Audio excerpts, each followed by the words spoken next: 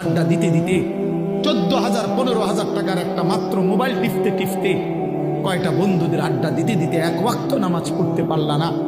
একটা auto driver সামান্য একটা অটো চালাইতে গিয়া এক ওয়াক্ত নামাজ পড়তে পারলা না বাপ। একটা সিএনজি ড্রাইভার, তুমি মাত্র একটা সিএনজি চালাইয়া 500-700 টাকা সর্বোচ্চ কামাই করলা। এই 500 টাকার জন্য আল্লাহকে ছেড়ে দিলা, 300 টাকার জন্য আল্লাহকে ছেড়ে দিলা। আহা মুসলমান, বড় অল্প দামে নিজেকে বিক্রি করে দিলা, বড় কম পয়সায় নিজের বেচা দিল। মুসলমান, এত কম দামে বেচা দেওয়ার কথা না। একজন চা দোকানদার সারাদিনে কত কামাই করে? 30,000 টাকা। কথা বলে না কেন? একজন চা দোকানদার একদিনে কি 30,000 টাকা কামাই করে? কত? 500-700 টাকা।